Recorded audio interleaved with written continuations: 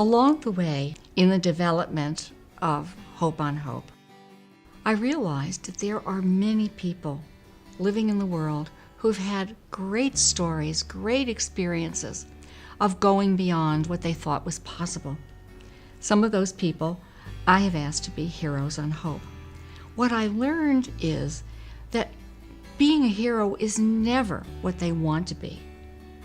It's only what they become when they follow their passion, when they follow their hearts, and when they want to make a difference, not only for themselves, but for the rest of the world.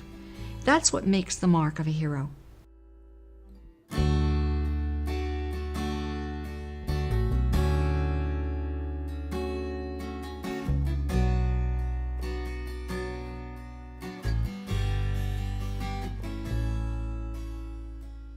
Dr. Burke, welcome. Hello, good morning. You are one of our heroes on hope because your passion to help children is so great. Please tell us your story. Sure. My name is Dr. Michael Burke. I'm a pediatric oncologist here at the University of Minnesota and Platts Children's Hospital in Minneapolis. Pediatric oncology is definitely a challenging field, and there's ups and downs, and some days there's many more downs, and some days there's many more ups. And the thing that keeps me going is a simple smile. You know, each day I try to get a smile from a kid, any kid, and just to be there. Although I treat all children with cancer, my particular focus are children with leukemia, and specifically children who have leukemia that returns. You know, it's not right that any child should be diagnosed with cancer, leukemia. It's even worse to be able to have to tell them that it's come back. My career focus, how I spend my days and nights and many hours, is with these children, identifying new treatments and approaches, and to bring to them with the hope of bringing a cure.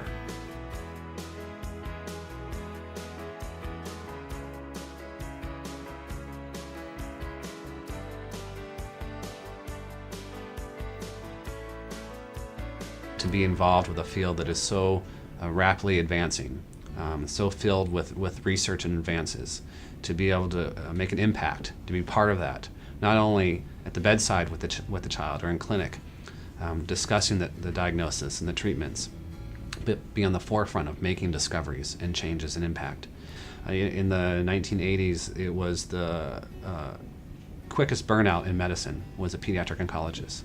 That practitioners essentially lasted 3 to 5 years and then often had to find a new field. It was just devastating. The wards in the hospital filled with kids that are dying with no treatments. It's not like that today. Tell me a story about one of your favorite patients. One particular story that highlights a lot of what I've discussed is a young boy who was diagnosed with a type of lymphoma. His lymphoma came back while on treatment very early, and there was thought to be very little hope for him.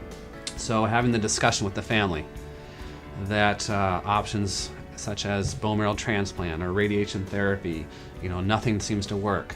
I've reached out to a number of people and nobody has, you know, an answer. And, you know, the tears shared of where is this going and what to do. I reached out to the authorities in the field across the country and abroad, looking for a suggestion, you know, some hope to what to do.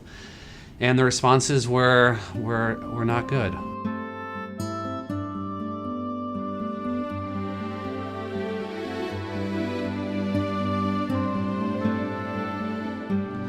I received probably the best email ever from a physician in Texas who said, call me. And so it was really a combination of the discussion I had with him and my own ideas of how to approach this that I developed a treatment plan that was untested and unknown. His treatment lasted about a year. His lymphoma didn't come back during that time. Most of the patients reported within 3 months were dead. He exceeded that fourfold and continued off therapy. No evidence of disease. I think now approaches 4 or 5 years from his recurrence in high school, in sports, full life. And it's very critical that the patients, I believe, have hope and feel like they're going to get better, they're going to get through this. And that's how I approach it. It has to work. There is no alternative. You know, I don't like to think about the alternative not working. Everything needs to be focused on the positive, that it will work. There's an old saying, to save a life is to save the world. Tell me about this new grant you have that will move you toward that mission. And I came across a group of drugs that are able to change the behavior of this leukemia. But I needed to find money to support this trial, and so that led to an application to the National Institute of Health, NIH, to support this clinical trial.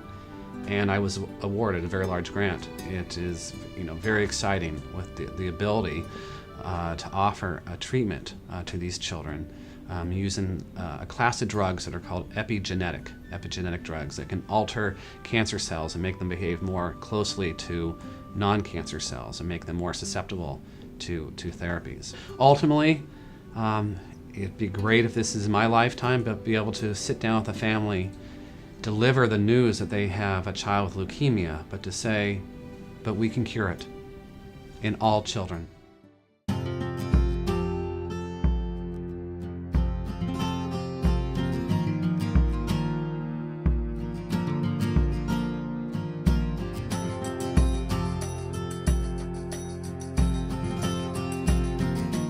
What really inspires me about Dr. Burke, certainly it's the work that he does to help save the lives of children. But in addition to that, what I found so inspiring was that there came an aha moment in his life, as there does for almost everyone who becomes a hero, when something happens that makes them want to work harder, to do something different, to make a bigger difference in the world than they already were.